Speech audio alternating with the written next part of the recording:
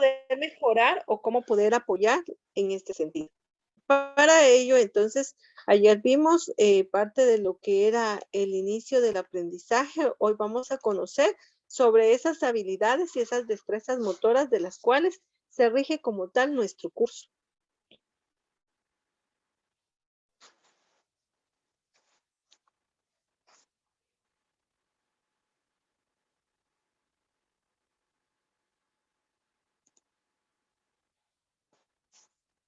Y acá tenemos, ¿verdad? En pantalla podemos leer, dice habilidades, destrezas y tareas motrices. Vamos a tener un concepto, vamos a tener una clasificación de las destrezas y asimismo el análisis para poder observar el desarrollo que se tiene con el estudiante. Por favor, para que no se haga muy pesado, voy a pedirle a Laura que lea los primeros 3 párrafos, por favor, Laura. Está bien, sí, está bien, señor. Existe cierta dificultad con la que se encuentran los profesores de actividad y educación física al tener que conseguir que sus alumnos dominen un gran número de habilidades motrices. Para ello tendrán que analizar distintas progresiones pertinentes y facilitar de este modo el aprendizaje de sus alumnos. La variedad de habilidades se puede enumerar al referirse al ámbito de la actividad física, es tan numerosa como específica. Esta acarrea enormes dificultades para su conceptualización, así como para su sistematización y clasificación. A todo esto hay que añadir que no existe un acuerdo absoluto sobre el término que se debería utilizar. Antes de continuar con el desarrollo de los distintos conceptos, queremos señalar la diferencia existente entre habilidades y destrezas. Es fácil comprobar que en diversos textos y manualidades sobre este ámbito se utilizan de forma alternativa, sinónima o diferente los términos de habilidad, la tarea y destreza motriz. Ciertamente, unos autores nos dicen que Gracias. Entonces acá nos dice, ¿verdad? Que para desarrollar lo que son las destrezas en el área motriz, pues es algo muy, muy difícil, pero no imposible, porque para eso es que nosotros estamos o nos estamos preparando como tal. Ahora bien, los autores lo que hacen es que a veces utilizamos sinónimos en relación a lo que es habilidades y destrezas, pero que ellos hacen una distinción como tal. Y a esa distinción dice habilidad motriz son movimientos naturales e innatos. Otra vez, habilidad motriz. Son movimientos naturales e innatos. Es decir, que eso ya los trae el ser humano y que por sí, o sea, ya vienen inherentes. Esos no los va a aprender ni se los van a quitar, ¿verdad? Sino ya están inmersos. Ahora, destreza motriz son movimientos aprendidos. Bueno, nuevamente, ustedes más de alguna ocasión han visto a un bebé. El bebé, por ejemplo, cuando empieza a tener una movilidad, porque el recién nacido pues siempre está casi que inmóvil, está durmiendo, a lo mucho se estira, por ejemplo, si no, tienden a dormir así o así, pero o sea, no tiene mucho movimiento. Cuando en un momento determinado está durmiendo, por alguna razón tiende a mover la mano o el pie. Esos son movimientos naturales y son movimientos innatos, es decir, que ya nació él con esa situación. Ahora, por ejemplo, cuando nosotros vamos no sé, a decirle al estudiante, vamos a aprender a patinar. Entonces, ahí o sea, sabemos caminar porque es algo natural de nosotros, pero ya el patinar, es decir, que yo voy a colocar los pies sobre ruedas y entonces pueden ser sobre 4 o sobre 2 ruedas y ahí voy a mantener yo un equilibrio. Ese es un movimiento que yo voy a aprender. Y aparte de eso, posiblemente yo vaya a experimentar, por decirlo así, hacer piruetas. Ahí ya estoy aprendiendo algo.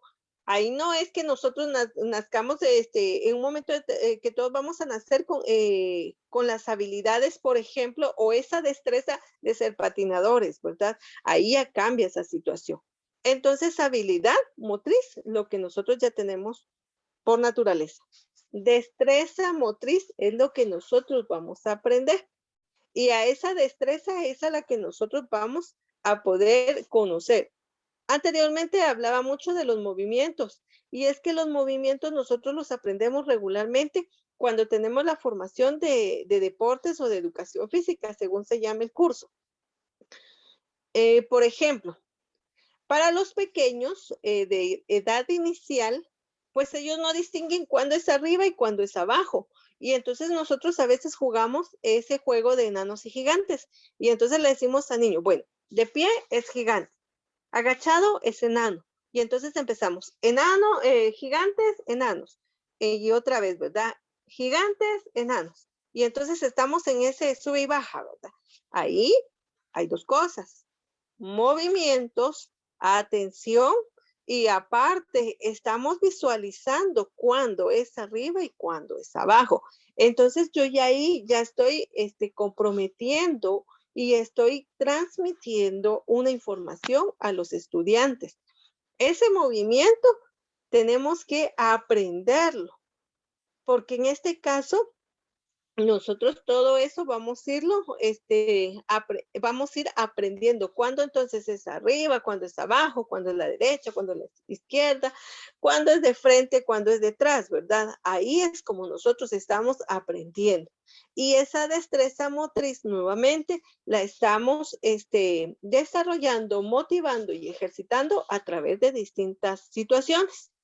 Para otros autores dicen entonces que la habilidad motriz es la capacidad que tiene el sujeto de relacionarse con su entorno. Habilidad motriz. ¿Qué dijimos anteriormente? Entonces que la habilidad motriz viene a ser en un momento determinado algo natural e innato. Y aquí este autor lo vuelve a decir, la habilidad motriz, entonces nos menciona, ¿verdad?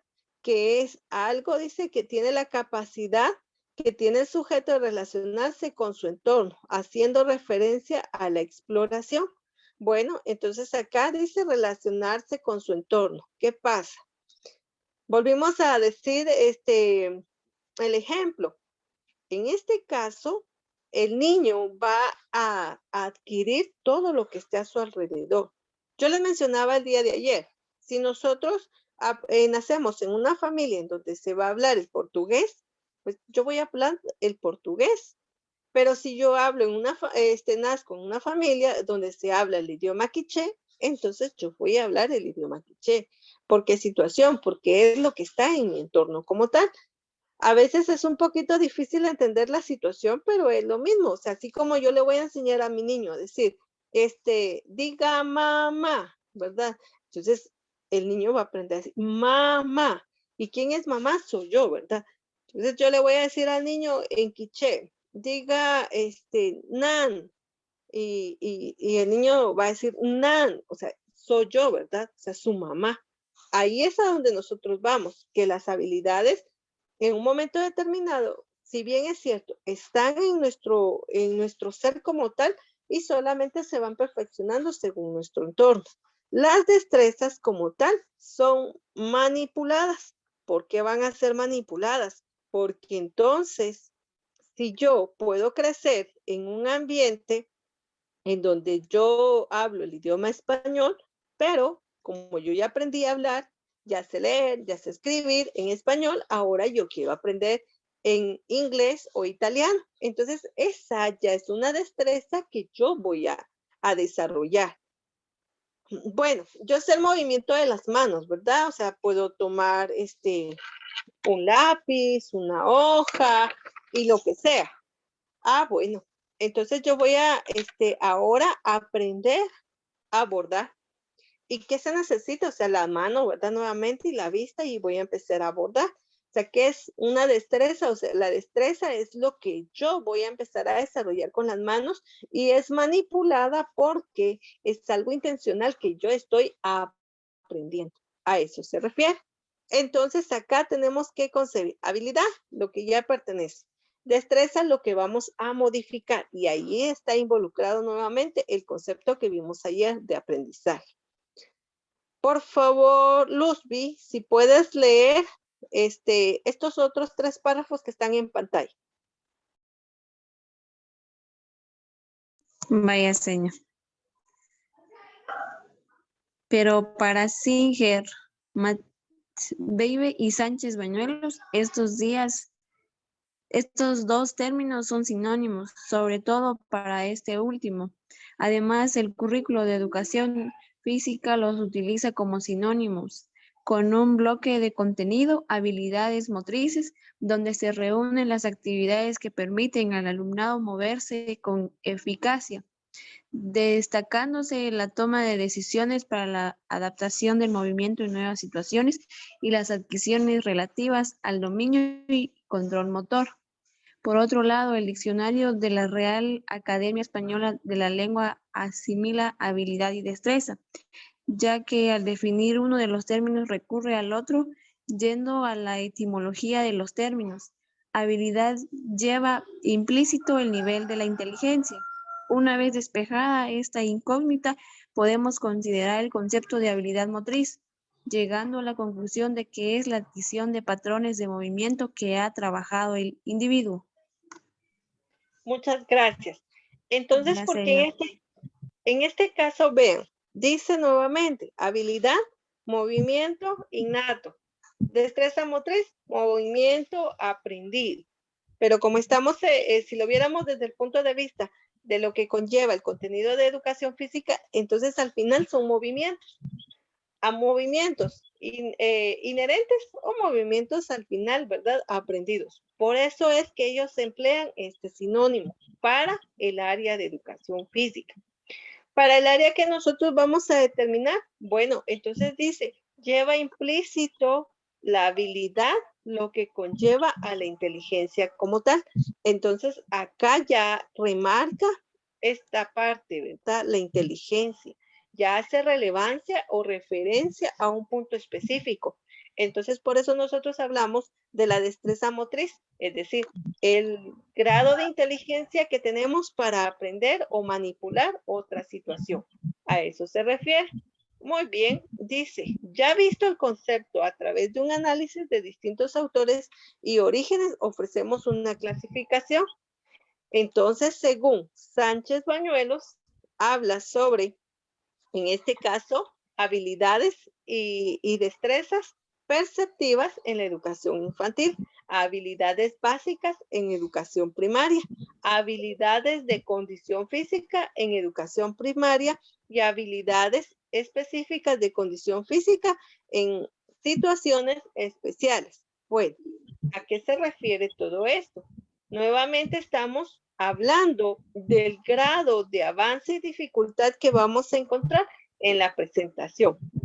Vean, porque nosotros dividimos siempre la educación infantil, porque el niño como tal está explorando. Y entonces la educación infantil inicial en no sé, en jardín, en prekinder, en kinder, en párvulos, en preparatoria, pues ellos están explorando toda esta situación, mientras que ya en primaria, pues ya él ya tiene las condiciones básicas para poder ser desarrollado como tal. Esa es la gran diferencia que nosotros vamos a marcar.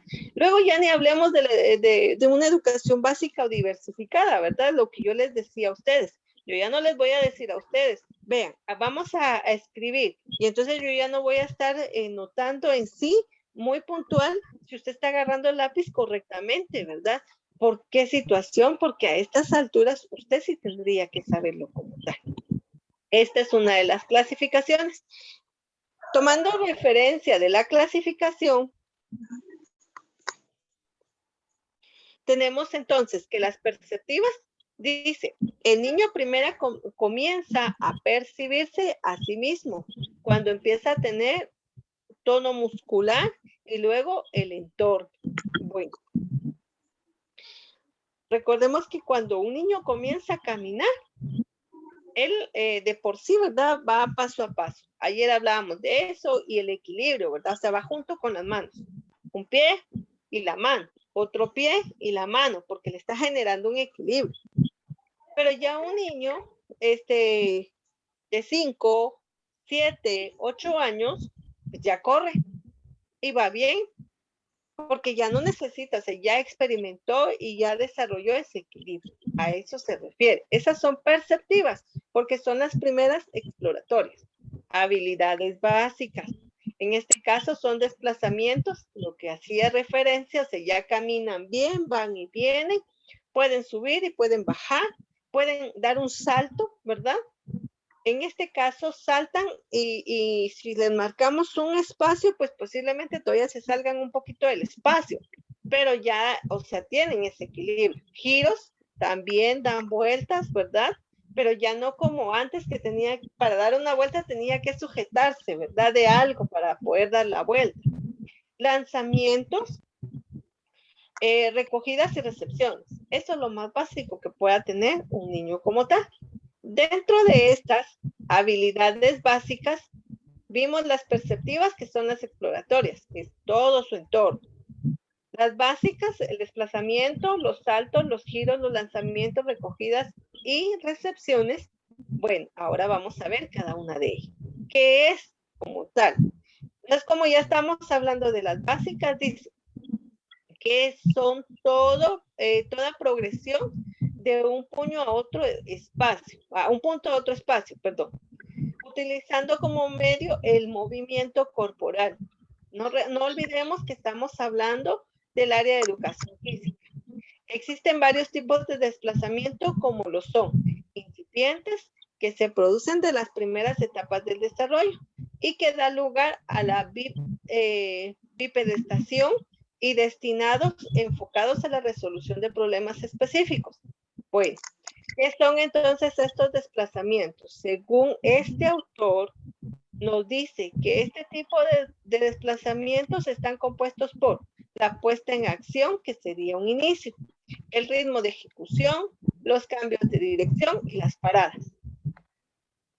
Cuando nosotros ya tenemos, por ejemplo, o hemos visto a los niños que ya están grandes, ellos regularmente van y vienen, abren una puerta y se dirigen a la cocina. Regresan y están en esa situación. Cuando el niño está comenzando a caminar, no tiene una dirección, salvo el caso que esté con papá, con la mamá, con la abuelita y le dice, ven y ven hacia mí. Y el niño, o sea, va, pero va con aquel temor. Y no va a ir corriendo, sino va a ir a un ritmo desarrollado de forma lenta. Como no tiene un control totalmente de dirección, puede hacer que sí, su fin primordial esté al frente de él, pero como va a un ritmo lento y por el equilibrio puede hacer que se desvíe. A eso se refiere. Hay otros que en el movimiento de poder caminar se puede observar a simple vista. Está visualizando su espacio y ve que hay un mueble, ahí está su primer parada. Y le dice, no, pero ve para acá, le dice a la mamá, ¿verdad? O sea, está enfrente, sí, pero él, su inseguridad le hace que tiene que hacer una parada y luego se va a desplazar hacia donde está la mamá. Entonces, todo eso lo tenemos que tomar en cuenta. Por eso son básicas. Los saltos son movimientos en el que el cuerpo se despega del suelo. Y veamos cómo es que el ser humano tiende a tener esa situación de seguridad o inseguridad. Al niño pequeño le dice uno saltemos y el niño solo, el pequeño de 3, 4 años solamente se detiene de algo y hace esto. Se levanta el cuerpo, más no la punta de los pies, no las despega del suelo. Un niño de 7 años le dice usted salte y salta. Y está saltando y saltando y saltando. Solo que no va a caer del todo en el mismo espacio. Pídale usted a una persona grande que salte, no salta, porque tiene el temor de no caer en el mismo espacio, tiene el temor de que no resista su cuerpo y pueda caerse, y ahí volvemos a tener un avance, y cuando ya se está en una edad adulta mayor, una retrospección. ¿Por qué se hace eso? Porque es la misma situación psicológica que tiene una persona normalmente. Ahora, bueno, volviendo a los saltos. En este caso, el despegue del cuerpo, por lógica, siempre va a generar inseguridad. Entonces, estos son actividades básicas que todo ser humano va a desarrollar. Para nosotros es decir básico, para otra persona ni siquiera se da cuenta en qué momento lo está experimentando. Solamente que como nosotros lo estamos haciendo de forma intencional, es aquí donde nosotros estamos prestando atención. Factores que hay que tomar en cuenta cuando da un salto. La fuerza, es decir, la potencia o el impulso que tengo para saltar, ¿verdad? La coordinación dinámico general, es decir, volver a caer en el mismo espacio que salté. Si usted le dice al niño, a ver, demos 10 saltos, bueno, posiblemente alguno caiga en el mismo espacio y otro esté en estas, ¿verdad? Cayó aquí y luego cayó aquí y luego cayó en medio y a la hora que dio el otro salto cayó del otro lado, ¿verdad? Otra vez, porque es la coordinación que se tenga, la agilidad. Cuando uno ve, va uno apenas el 1, 2, 3 y el otro, ya terminé ese año, ¿verdad? Ya di los 10 saltos. O sea, es la agilidad que tienen, la habilidad que van generando, el equilibrio. Todo ello está constituido en una sola habilidad, el salto como tal. Existen una serie de componentes que se deben ejercitar, trabajar a la hora de desarrollar saltos y son impulso, que puede darse con una o con las dos piernas, el vuelo, es decir, cuánto estoy yo tomando de impulso y cuánto realmente estoy elevándome del suelo hacia una altura como tal, y luego la caída. Otro ejemplo de ello, no sé si han visto que cuando algunas personas adultas tienden a saltar, por ejemplo, de una distancia no muy alta, pero al final sí saltan, ¿verdad?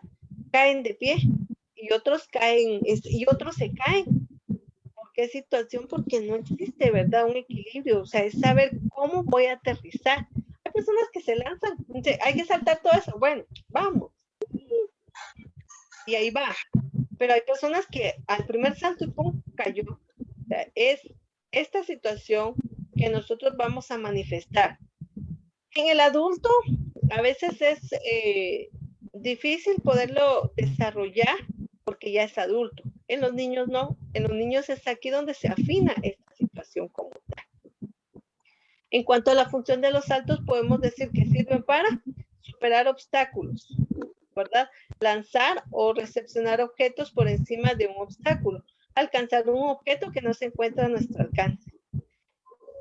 A veces decimos nosotros siempre, ¿verdad? Ay, es que el niño no se cansa. Y uno se queda así como que, ¿de qué le dice el niño a usted? Mire, vamos a hacer una carrerita, bueno, con tal de cansarlo, y ahí va. Corre el niño. Y usted va, que ya no puede respirar. Y dice, ¿hacemos otra? Ellos no se cansan, o sea, la energía de ellos en ese punto es que se encuentra. Para los giros, en este caso, ahora nos dice, son todos los movimientos de rotación que tengan como un centro de eje el cuerpo humano y supone un desarrollo de los siguientes aspectos. Aquí no hay distinción. Aquí sea adulto o sea niño, hay alguna persona que usted le dice, dé un giro y ¡pum! Ya dio el giro y quedó en el mismo lugar. Hay otra persona que dio el giro y apareció en otro lugar. ¿Por qué situación? Porque tiene falta de equilibrio, no tiene una coordinación. El esquema corporal, para los que somos gorditos, ¿verdad? Nos cuesta girar la organización del espacio temporal. Posiblemente el temor mío es que yo tengo aquí unos muebles. Entonces, si yo giro, puedo ir a chocar con alguno, ¿verdad? Entonces ya la situación espacial me impide a mí el dar el giro como yo esperaba. Pues si estoy en un campo abierto, a giro y ya estuvo. Pero ahí es donde vamos. Y esta parte, volvemos a repetir, tiene a tener muchas condiciones, equilibrio nuevamente, coordinación, esquema corporal, porque a veces, ¿verdad? Una persona delgada dice uno gira y pum, ya cuando uno mira ya está dando la vuelta entera, ¿verdad? Y yo apenas voy dando medio giro. Nos dice Sánchez Bañuelos que se pueden clasificar los giros dependiendo de los siguientes aspectos. longitudinal, transversal, anterior, posterior. Tenemos según la dirección del giro, hacia adelante, hacia atrás, lateral, según el tipo de apoyo, en contacto del suelo, con agarre de las manos, en suspensión, en apoyo y suspensión múltiples, según la posición inicial vertical, horizontal, inclinada.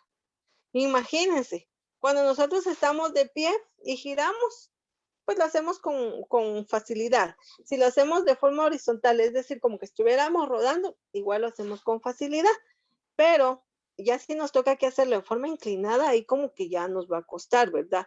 Pero vean cómo esta parte de acá la voy a enfatizar. Y aparte de ser un juego, es algo que nosotros siempre estamos haciendo. Cuando alguna persona, por ejemplo, tiene alguna celebración y tiene una piñata y le vendan los ojos a la persona y dice, a ver, le vamos a dar unas 3 vueltas, bueno, y 1, 2, 3. Y la persona como que sin nada. Y se queda, no, mejor démosle otras 5. Y dice, 1, 2, 3, 4, 5. Y la persona otra vez de pie y a darle, como que sin nada. Pero usted le dice a otro ser humano, a otra persona, y le dice, a ver, le vamos a dar 2 vueltas, 1, 2, y dice, no, ya me mareé, ya me perdí del lugar.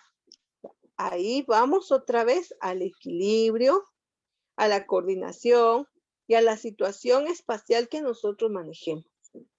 Y esto es muy importante porque en el niño nosotros tenemos que aprender, tenemos que hacerle entender que todas las situaciones en un momento determinado son inestables. Pero el hecho de que sea inestable no quiere decir que sea una limitante para crear una inseguridad en él, ¿verdad? A veces los docentes tienden a decir, mire, a usted le gustan los animales, ¿verdad? Dice, sí. Le dice el niño, porque el niño no le va a tener temor a nada. Y entonces dice, ¿le gustan los ratones? Y, ay, no, qué horror los ratones. Ay, no, a mí me dan miedo, me dan pánico. Y entonces, ¿qué estoy haciendo yo? Generarle un temor a él que no conoce. Y dice, el niño que no conoce, ¿verdad? El ratón dice, ay, mami, fíjate que dice que los ratones dan miedo. Y si ve de pura casualidad algo, y él se va a asustar y va a decir, ay, me da miedo los ratones. Yo ya estoy creando esa condición en el niño. Para ello, hay que tener mucho cuidado, vuelvo a repetir, porque entonces estas habilidades que nosotros estamos trabajando en ellos, tenemos que desarrollarlas de una forma correcta. Es decir, los desplazamientos, los saltos, los giros, los lanzamientos y las recogidas que nosotros en un momento esperamos de ellos. Vean cómo se ha desarrollado, por ejemplo, en esta situación de recogidas o recepción. Hemos visto, por ejemplo, el juego de béisbol, ¿verdad? Tanto el lanzador como el bateador y el que está atento a recibir la bola, miren esa destreza que se ha desarrollado en ellos. Primero que tengo que tener un ángulo para yo lanzarle la pelota a la dirección del bat, ¿verdad? Porque si doy un mal lanzamiento, puedo golpear a la persona.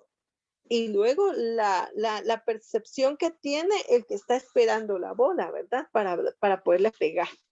Y luego poder calcular que venga en el aire y yo poderla atrapar con las manos.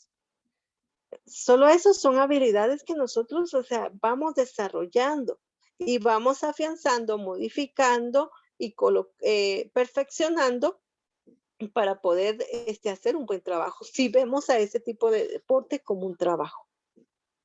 A eso se refieren estas habilidades de las cuales estamos hablando.